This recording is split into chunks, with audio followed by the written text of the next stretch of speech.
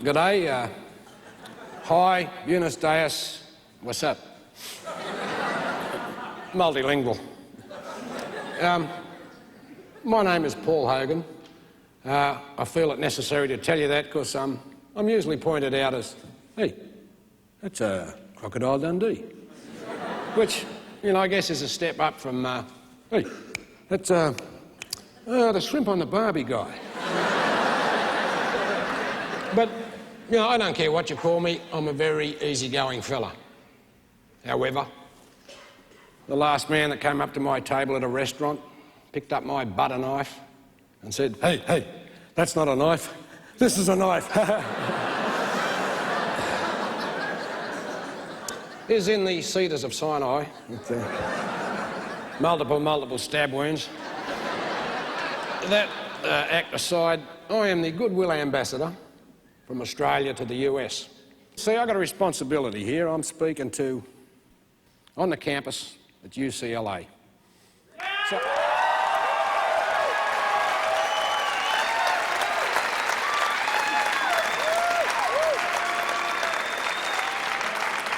hey, that's pretty friendly. A round of applause just for knowing what school I'm at. Now, as I said, I'm talking to students. I'm talking to fine, young, intelligent minds.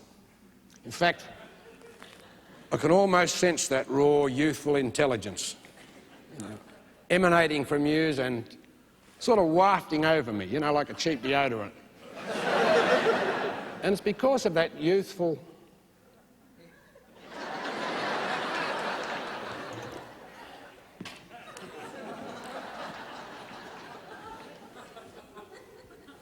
Right, it's all right, I'm not doing a pee-wee patrol.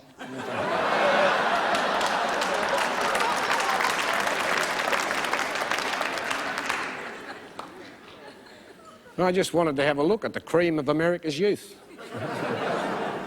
Some of it's sliding past the expiry date, I'm afraid. Evening, sir. You a student? Yes, sir. What are you studying? Psychology. Psychology? Sure. Let's see you spell it. Hey, no, I'm not one of those teachers that singles people out and puts them down, you know, because I am a college graduate myself. I've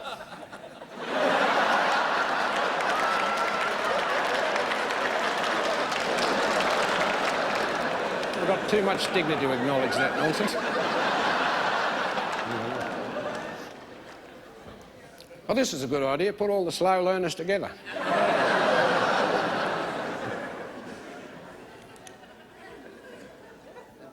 No disrespect, Chief. No. But I mean, you are a little bit long in the tooth to be still at school, aren't you? Oh, fool. You're a teacher.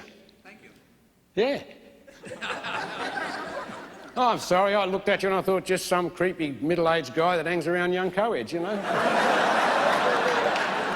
Cool. What do you teach, sir? I'm not a teacher.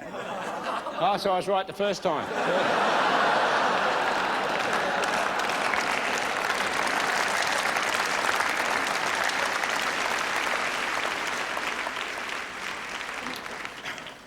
There you go. Now settle down. Now, as the ambassador, I receive a lot of inquiries from people who want to visit Australia. And I'm constantly surprised at how little Americans know about the land down under. For instance, many of them people say to me, hey, I thought you were a really big guy.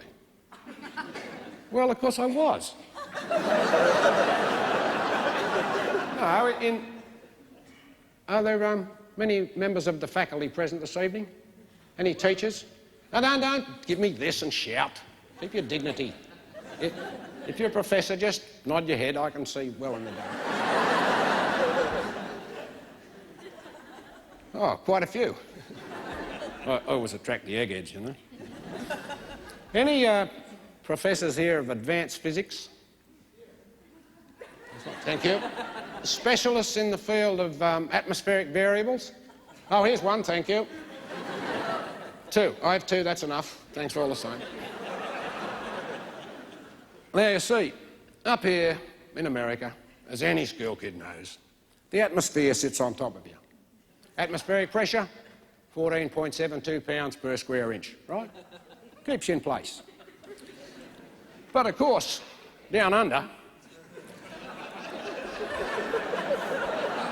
a lot of that atmosphere sort of hangs there, you know. Consequently, the atmospheric pressure in Australia is 8.5 pounds per square inch. Is that right, sir?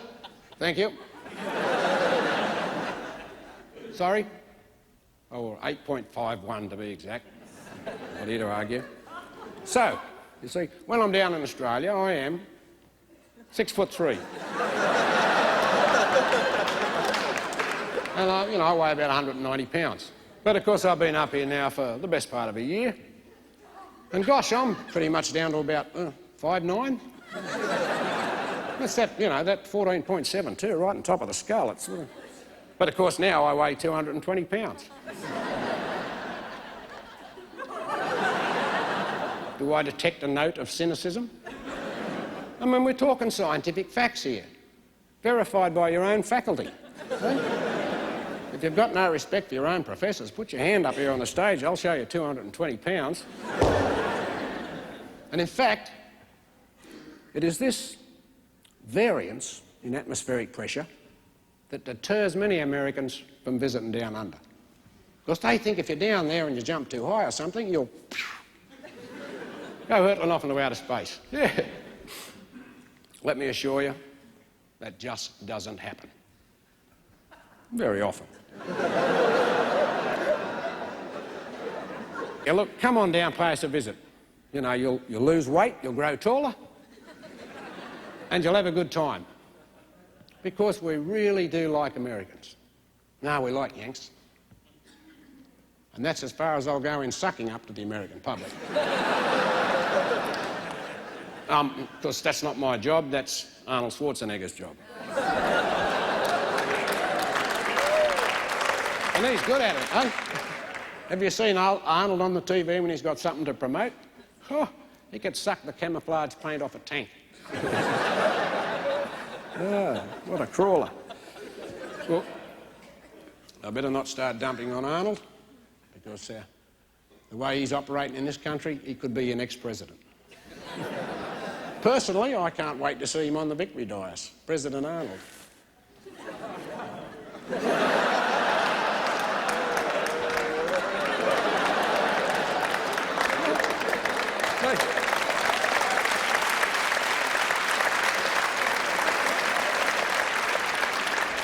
I'll tell you what, the White House would go broke trying to feed the big buffhead.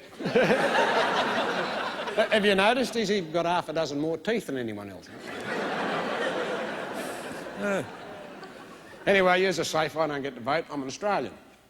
But my wife's an American, so that sort of makes us Astro-American. Sounds like a tennis court surface, doesn't it? And she was saying to me, you can't get the real feel of America staying in hotels. You only meet other tourists.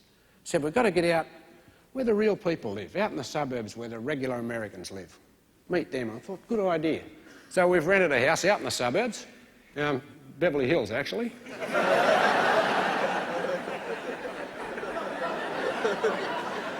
What a weird reaction. Beverly Hills is the only town in America that you can mention in public and nobody goes, Beverly Hills, yeah.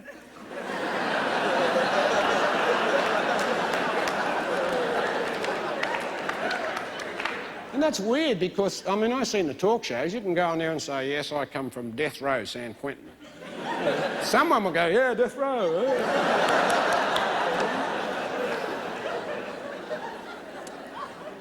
But not Beverly Hills. Hey, I'm a college graduate. Didn't take me too long to work out that Beverly Hills is probably not a typical American suburb. Well, just little things you notice. Like down the corner from me there's a 7-Eleven, and it's only open from 10 till 3. Less than an hour and a half for brunch. And I quickly found out that if you want to go for a jog through Bel Air, you better be wearing the Pierre Cardin tracksuit and the matching Nikes. Because if you try it in the South Sydney football jersey and bare feet, you are a moving target. Hey, they don't shoot at you, but they hit you with that, the drive-by snobbing, you know.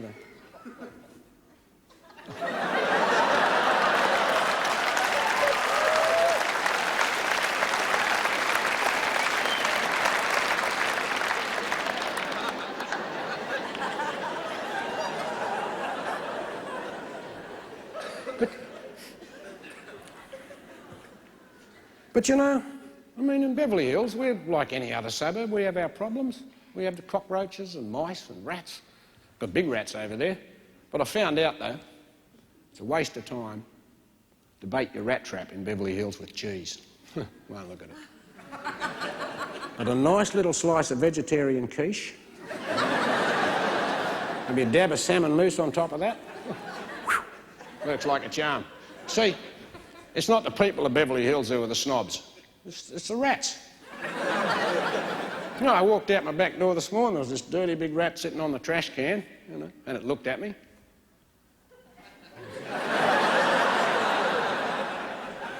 I might have been seeing things, but I could swear it was wearing a dental brace. Vain little bugger. Hey, of course, you know, I don't just hang around here. I've been all over this great country. In fact, I've just come back from a trip to the Grand Canyon.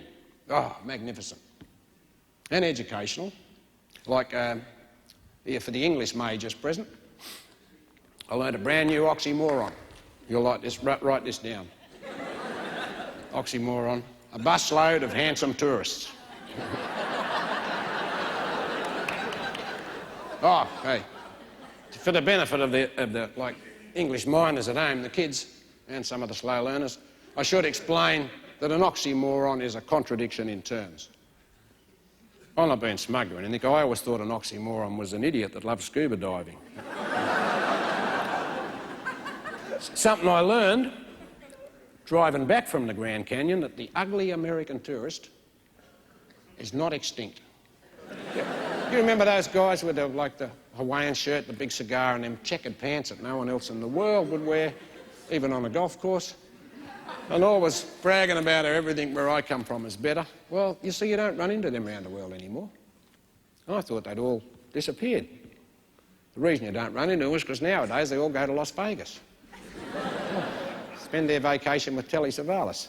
But, hey, if you think them guys are scary, though, you obviously haven't encountered our version of him, the ugly Aussie on tour. Well, I mean, at least your guy wears pants. Oh, no, I mean, aside from the mooning and that, our guys are still clinging to their beloved Bermuda shorts. It beats me completely. I mean, the ugliest part of the middle-aged male anatomy that you can show in public, the knees. And these guys, you know, they get that fold down there. Oh, some of them you could hide your traveller's checks in them. And these guys, they don't just expose the knees. They've got the shorts down to here and the socks up to there. They highlight them, you know? I mean, do they ever look in the mirror? Hey, Herb, looking good, babe, looking good. No, Herb, looking goofy. Like a senile schoolboy.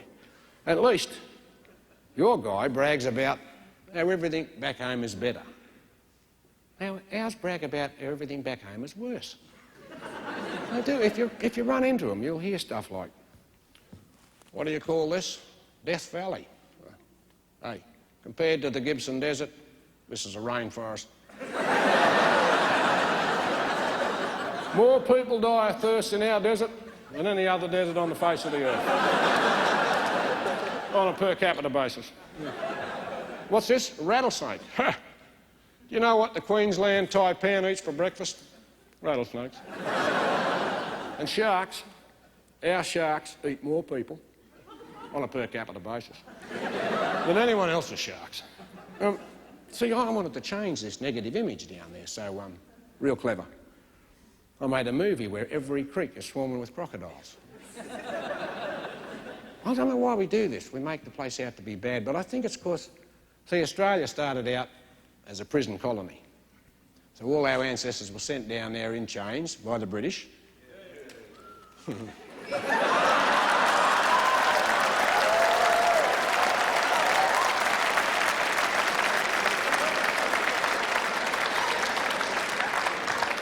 cut that out, Walter. That was very undignified.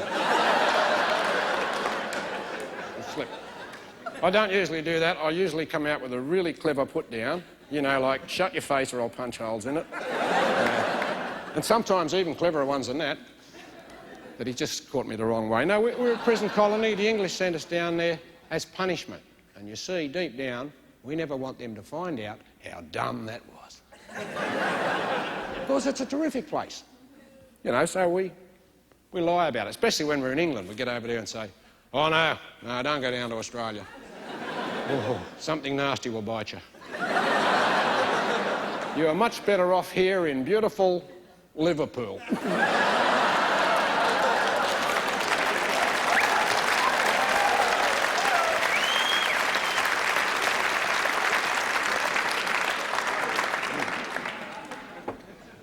Anyway, don't worry about that. Let's, notebooks out, crayons at the ready. Let's get stuck into a bit of serious anthropology here. One of the problems that one encounters when visiting the United States, even if one speaks perfect English, like what I do, is the language. It's the slang. You see, because Americans are prolific at inventing new words. I mean, just to describe a particular type of guy. He can be a jerk. No offence. A redneck, a good old boy, a nerd, a geek, a dork, a dude, a doofus, a homie. He's got an endless list. However, you don't seem to have come up with the good word to describe a particular type of guy that you have here, but back home we call him a galah. I see in Australia a galah is a bird, brightly coloured, incessantly noisy. It's got a big head and a brain about the size of a split pea. In fact, galahs love to fly along the road at about that height, checking out the yellow lines.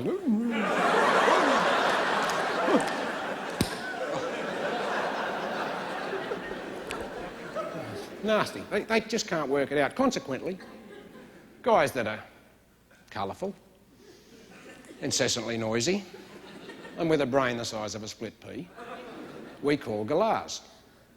Now, of course, you don't have the bird in America. However, need I point out, you certainly seem to have your fair share of the two-legged variety, Galaris americus. Now, your American galah has its own very unique call and rather distinctive wing action. It sort of goes, the American galah. All right! Hoo, hoo, hoo! High five!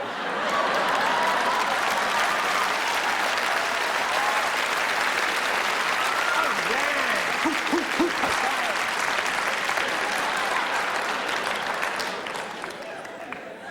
You've seen him, obviously. Now, I know what many of you are thinking. Hey, I do that at the football. To celebrate a touchdown. Does that mean I'm a galah? Not necessarily. You see, because galahs will do this little ritual all the time over anything. A galah will celebrate the fact that he's just completed a meal using a fork without actually puncturing either cheek.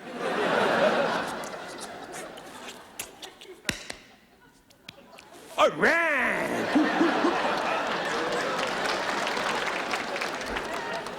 Of course, in the case of some galahs I know,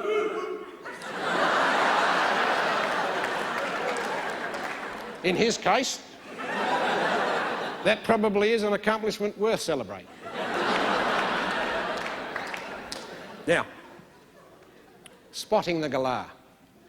Used to be easy in this country a couple of years ago because galahs always wore their baseball caps at a goofy angle. You know, sideways, backwards. But of course now, for some reason that escapes me completely, it's considered cool. So everyone wears their hats sideways and backwards. So that doesn't necessarily make them galahs. Dorks, maybe, but not galahs. A sure sign of the galah, the Beastie Boys t-shirt. Because after all, it was the Beastie Boys who wrote the galah's anthem, "You've got to fight for the right to party." Hooray! Whatever that means. And another sure sign of the galah is the accessories they choose when they're going out cruising for babes. And that consists of a long necklace made of the ring pull tops from beer cans. And the galah's handbag.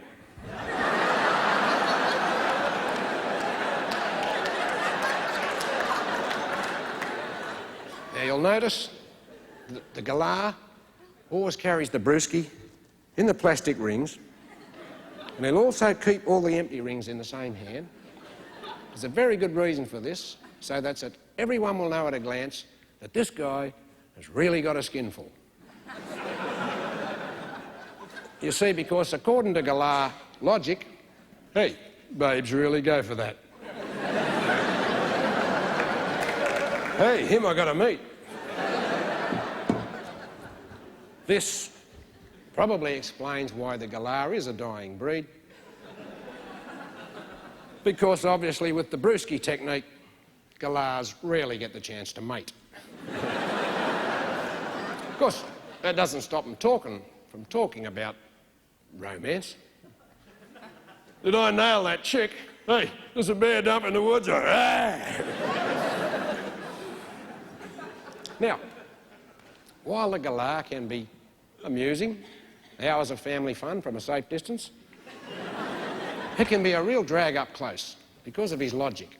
You know, if I pay $20 to go to a concert, I go to be entertained by whoever's on stage. The galah pays his $20 to show how entertaining he can be. So, you know, they can ruin your night out. So it's important that you spot your galah early. And I've worked out a surefire method of spotting galahs. Check out their elbows. Because I've found that the elbows, or more particularly, how one carries them, is often a great indicator of personality. For instance, anyone who, when they walk, their elbows cross in front of the body, thus,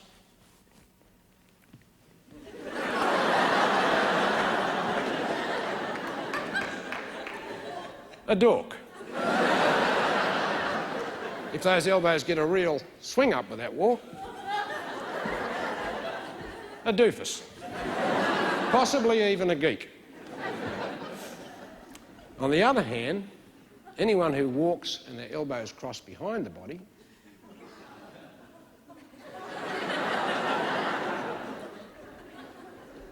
a cool dude. And of course, the more recently developed, two elbows forward in unison.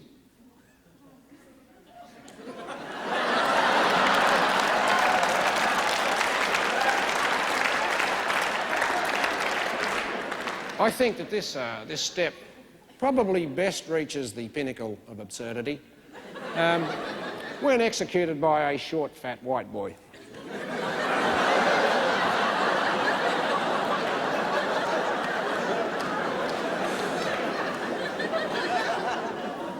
Now, the galah, I hope you're writing this down, the galah always carries his elbows fixed laterally at the sides and bent at an angle of approximately 130 degrees. The galah.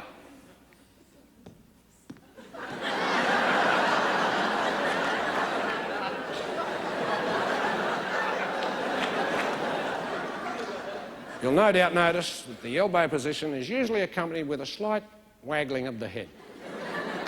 This, of course, is done in the vain hope that the rattling of his pea brain makes him more attractive to college chicks. You know, there is something between there. In fact, for the serious students, it's a pretty good rule of thumb, or rule of elbow, that the sharper the angle of that elbow, the more galarish the carrier. Galarish being the adjective. So, if you're at a concert and someone comes walking up to sit near you like this, either find another seat or announce in a loud voice that the Beastie Boys are giving a free concert at an opposing venue. And you, hey, Beastie Boys, hey, out of here, dude.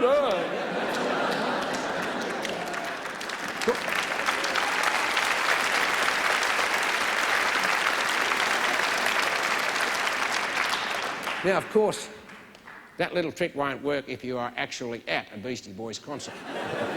Then again, if you are, you're obviously a galah yourself. So you'll just think that this guy is a really cool dude. Hey, all right.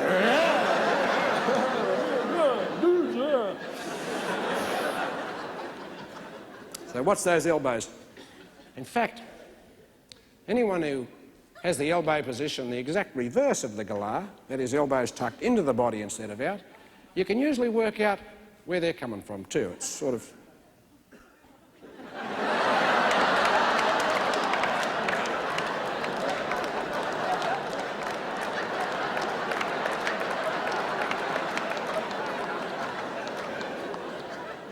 And of course, I know that gay people are very sensitive. I mean, that's how they got to be gay, right? But the fact is, if you live in America and you're gay, people are going to do jokes about you. If you're a woman, there'll be jokes about you. If you're any ethnic minority, there'll be jokes about you. I've even heard in this country Australian jokes. It's that old one, what's the Australian expression for foreplay? Hey, you awake? I mean,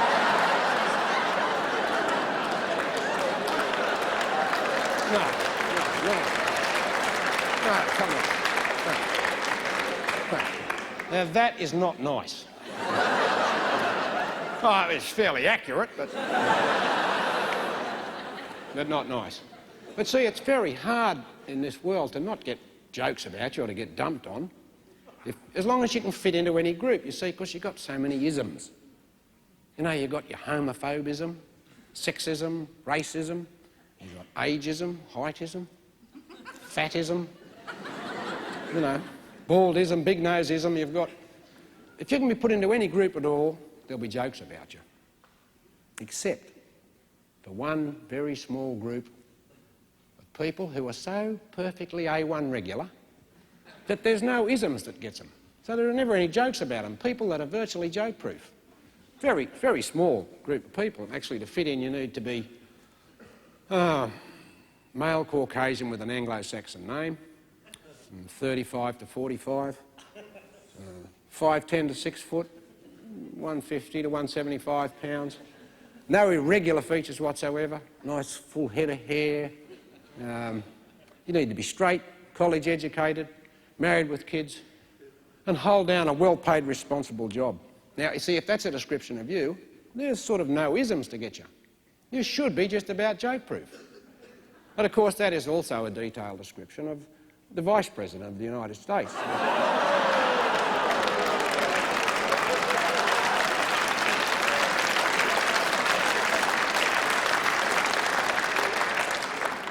I'm a diplomat.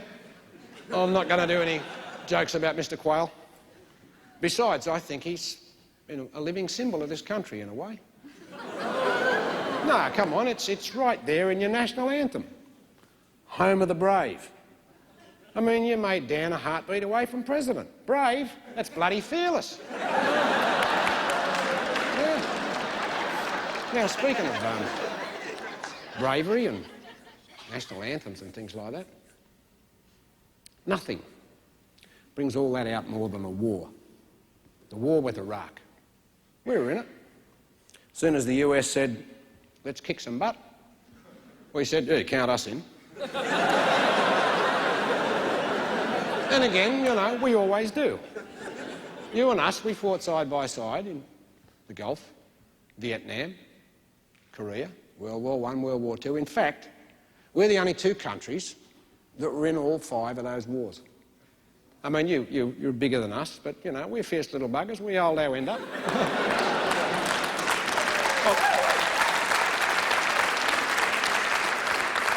On a per capita basis. But see, none of us, you nor us, we're not warlike. I mean, only morons like war. And that's why on this last one, we all had to psych ourselves up a bit. So, you know, we sort of pretended we weren't really going to war. I mean, we're just going to go over there and kick some butt. It's, you know, like it was a game of football. And that's how we covered it on television. You know, think about it. We opened with a series of long-range, accurate passes over the top, drove the Iraqi team back to their 10-yard line, then we brought on our star quarterback, Stormin' Norman, 6'1", 250 pounds, quarterback. And Norman dug into his college school tricks and put on the old fake to the left, Hail Mary pass over the top, touchdown, we won. All us guys at home going, hooray, hooray, hooray, oh, yeah. You thought it was a game. I mean, I'm embarrassed to admit it, but that psychology worked on me. If I was going out during the day, I'd tape CNN. And if I run into someone and they said, we just captured Baghdad, I'd go, don't tell me the score. I'm taping it.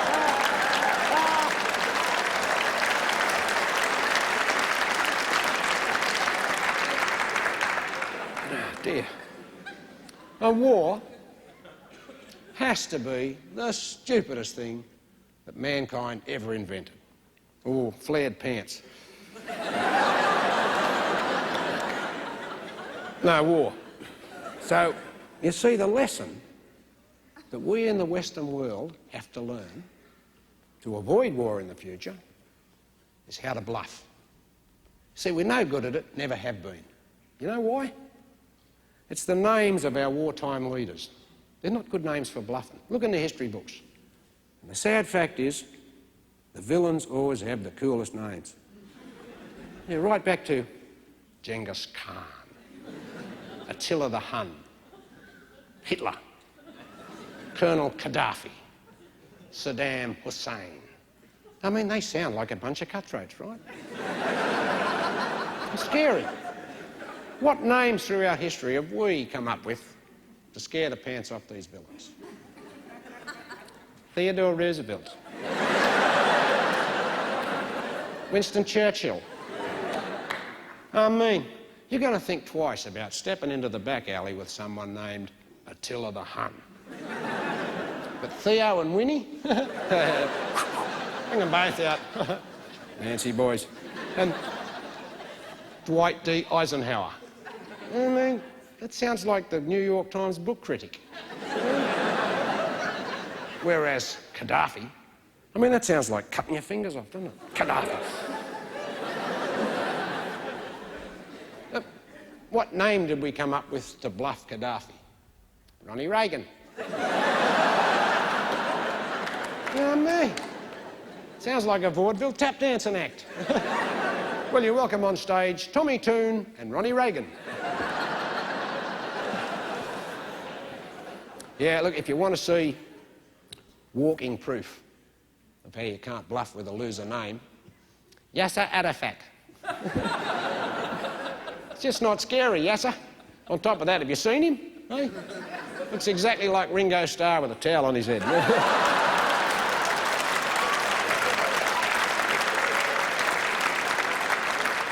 So, poor old Yasser tries to bluff people. You say, get out of here, Ringo. Go and get a decent shave. Yeah, war sucks. We all know that. But even the biggest galah knows sometimes you've got to fight for the right to party. So, you know, it's ironic to me that you went to war in 1991, the bicentenary of the Bill of Rights. Bill of Rights, the cornerstone of freedom in America, framed in 1791 by James Madison, right? Now, of course, you all know the Bill of Rights like the back of your hand. Yeah. But I only got to study them last week. And ladies and gentlemen, I was staggered. Because, you see, Australia's a democracy, but we've only officially been a country since 1901. And we have our own Bill of Rights. And it... any history professors in here? Anyone with specific knowledge of early Australian history? None? Good. No, I'm proud to say that our Bill of Rights was written in 1901 by my great-grandfather. Now, you wouldn't know this over here, but great-grandfather Bill Swifty Hogan was a much-loved and revered elder statesman in Australia who not only wrote our Bill of Rights, but gave us many of the great quotes that we try and live by. It was Grandpa Swifty that first said, "You can fool all of the people for some of the time, and that's long enough to make a quick buck." He said it first. He said, "All men are created equal, but when I'm cruising for babes, I'd rather be Mel Gibson." And perhaps his most famous and most plagiarised quote, made during a period in Australia when we were suffering from a proliferation of unlicensed rip-off cabs. Everywhere they were. And he stood up in the Senate and he said, "Read my lips, there will be no more taxis." Anyway, that's the gentleman who formed our Bill of Rights, and this is what staggered me. Your bill and ours, almost exactly the same. Other side of the world, so close. I mean, like your Second Amendment, which is always in the news, the right to bear arms. Because they don't like us carrying guns. Nevertheless, our Second Amendment, the right to bear legs. It's close. Probably explains the Bermuda shorts too, yeah. Now, listen, I'm not one to pick, but, you know, I just think we'd all be better off if you were just a little bit fussier about who you let bear arms. And we were a lot fussier about who we let bear legs. Might stamp out some of that walk by flashing, you know what I mean? Now, your First Amendment, which deals with freedom of speech, exactly the same as ours. Ours is probably a bit clearer, though, because Grandpa Swifty included a couple of examples on how those laws should be interpreted. Like, well, they wouldn't make any sense to you here. Like on freedom of the arts, he said, any artist, while performing on stage, who is overcome with the urge to perform any bodily function whatsoever, may do so, and it shall be deemed freedom of expression. If, however, any entertainer is overcome with the same urge while seated in a darkened section of the audience, we'll throw the little pervert into jail. Wouldn't make any sense here, I know.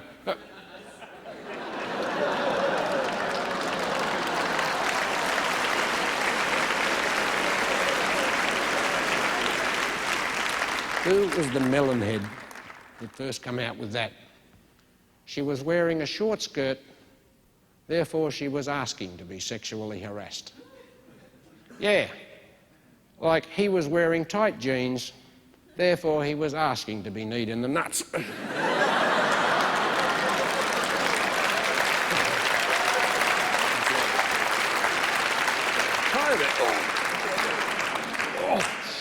Yeah, well, I guess I asked for that. One good thing that did come out of the Senate inquiry into sexual harassment, it was shown around the world on television, proving once again that America truly is the land of opportunity. No, because when the camera panned across that panel of senators, you knew at a glance that those men had achieved that high office on sheer ability. They sure as hell didn't make it on good looks. I turned the TV on, I thought I was watching an ad for the hair club for men. You don't have to look like this. Manuel Noriega could have sat in the middle of that crowd. He'd look like a male model. No disrespect. No. I mean, you know, I'm no oil painting myself. But you see, I just think Americans are a fine-looking race of people. No, you really are a fine-looking race. I'm not just sucking up. Well, maybe a little, but... No, you are. And so, while I think it's admirable that you'll elect a man to the Senate, even though he's got a head like a burglar's dog, I don't think you should have made that compulsory. Anyway, after looking at that group, I understand better why it was that you decided to give George Bush the #1 jersey. Because at least you can put his head on a postage stamp. And it won't make you throw up when you lick the back of it, you know? Now, your 8th Amendment. That's the one, as you all know, that prohibits cruel and unusual punishment for a crime. Well, that was invoked recently here by the Reverend Jim Baker. Of course, you know, the Reverend Jim got 45 years jail for fraud. Now, wait a minute. Now, the way the law works sometimes, Jim could still be in jail when the Milwaukee cannibal is out on probation. Now, Jim robbed a lot of people. Yeah, but as far as we know, he didn't eat any of them. Right? As far as we know. So the appeal judge said, yeah, Jim's not dangerous. He should be released, made to work, pay back the money he robbed, and his full-time probation officer will be Tammy Faye. And that's when Jim invoked the 8th Amendment. Okay. What's the biggest thing that's happened in the last decade, actually the last 50 years in this country? The collapse of the Soviet Empire. Something that for 50 years Americans have deemed to be their biggest threat to their freedom. And at last we've seen it fall in a heap. So now we can all relax. Party. Wrong. Wrong. You see, the threat to your freedom doesn't come from another country. It doesn't go off with a bang. It comes from inside and it sneaks up. And it has snuck. Every day, in some small way, something in this country takes away your right to decide. That's freedom. There are only subtle things. It's been going on for a while. For instance, when you woke up this morning, did you decide, I've had enough sleep, I'll get up? Or...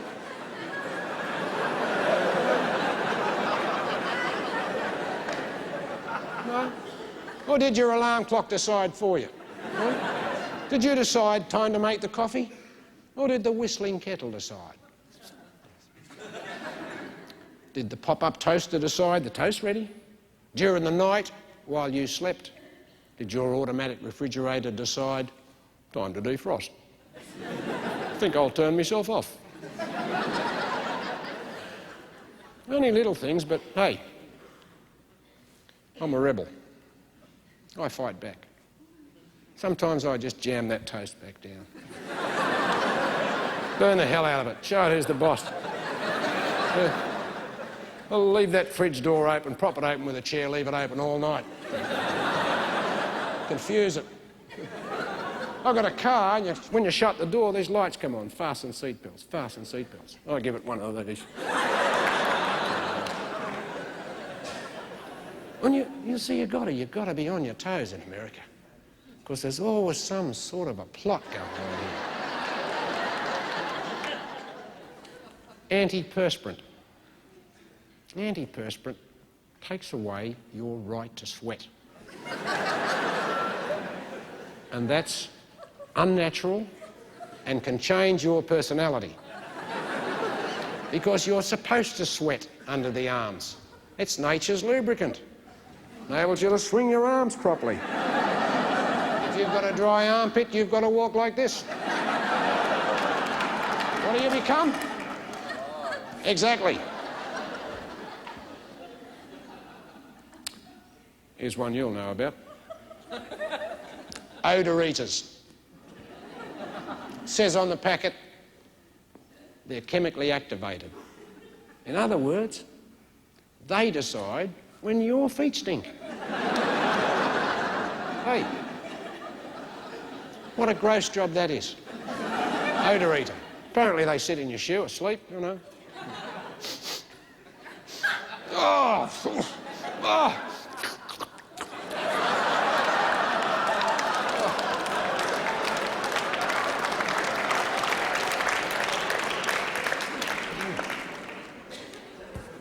Oh, I can taste that. And now, of course, they've got the new, improved odour eaters with the insatiable appetite. They never stop munching. What do they eat when they run out of stink?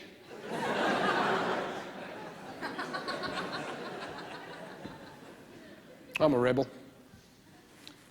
I fight back against odour eaters. And I sense in this room that I'm not the only rebel here. Right, guys? Yeah. Yeah. No, I do. I can take a brand new pair of odour eaters, put them in my favourite sneakers, 5 sets of tennis, hot day, no socks. When I take those sneakers off, those little mongrels are dead. A lot of us guys do that, right? Yeah. So, girls, ladies, next time your man takes his sneakers off in the house, don't turn your head away and dry retch. Just look at him as a freedom fighter.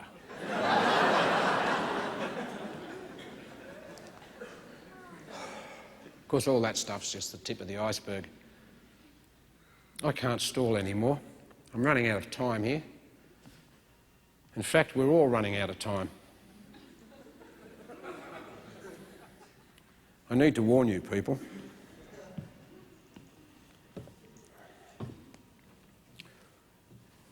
Ladies and gentlemen of America, you are in terrible, terrible danger.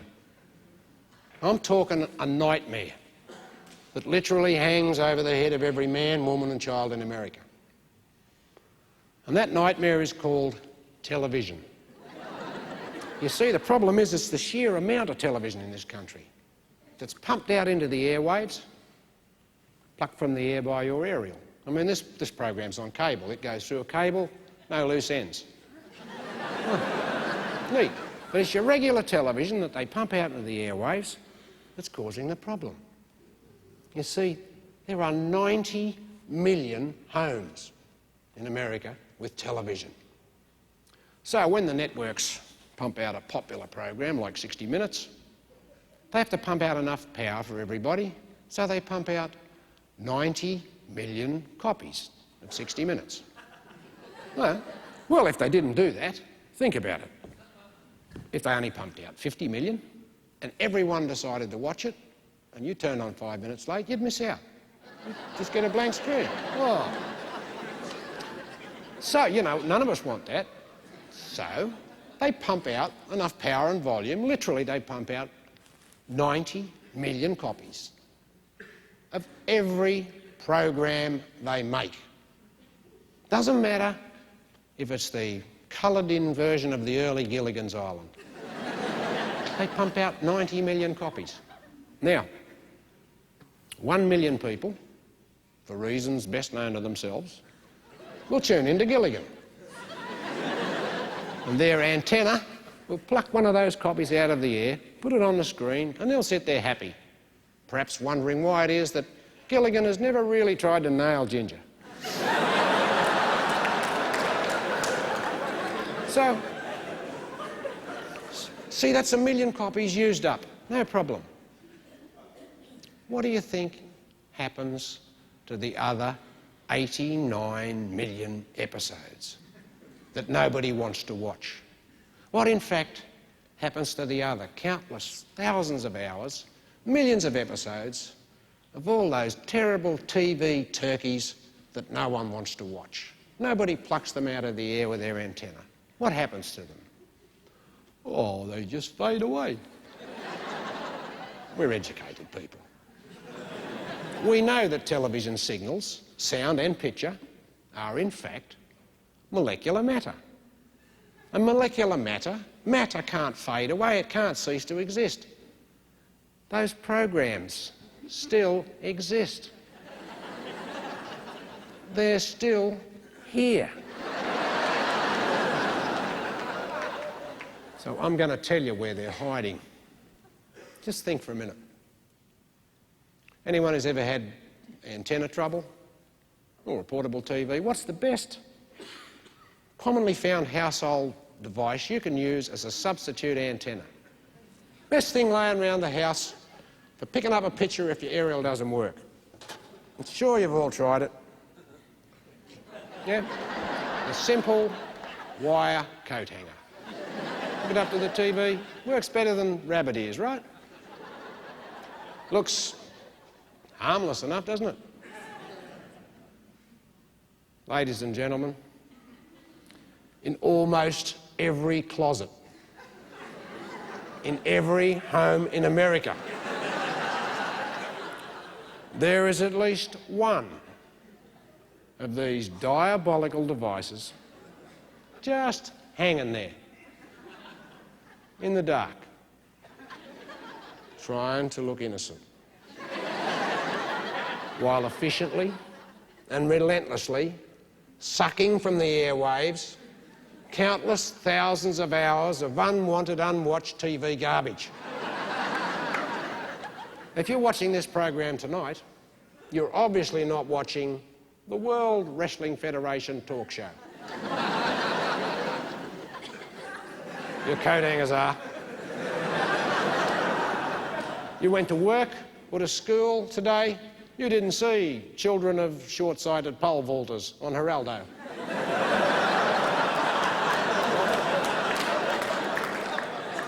Your coat hangers did. The ratings tell us you didn't like cop rock. Your coat hangers loved it. Just hanging there, day after day, hour after hour, sucking it in, storing it up, until one day the inevitable must happen. Television overload, followed by coat hanger meltdown. Well, one dark night, you'll walk into that bedroom, you'll open that closet door, and it'll happen. You didn't watch Regis and Kathy Lee in the mornings, and you didn't sail into the night with Rick Dees, but you're going to. Countless thousands of hours, endless repeats of every episode, of every program ever made by Aaron Spelling. The best of Morton Downey Jr., the worst of Wally George, all the crap you never wanted to watch is going to come flooding out of that wardrobe over you, your children, your family, the pets, the walls. Oh, I'm sorry. Sorry.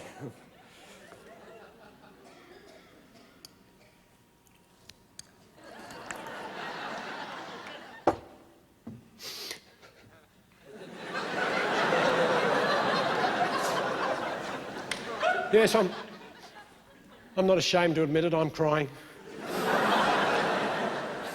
You know, like Jimmy Swaggart.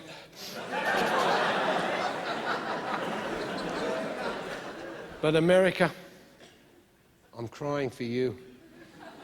And these are tears of joy, because I got here in time to warn you. You see, it's not too late to save yourself, as long as you do exactly as I say. Wherever you're watching this program, I want you to get up out of your chair. I want you to go to the window, open it wide, and yell at the top of your voice, "I'm getting mad! I'm not going to take it anymore!" Sorry. Forget the window. Go into your bedroom. Go into those wardrobes. Reach into that filthy black hole and rip these diabolical devices from their stinking hiding place and bend them, crush them, mangle them, destroy them and throw them out of your house. Destroy them before they destroy you. God bless you. Good night.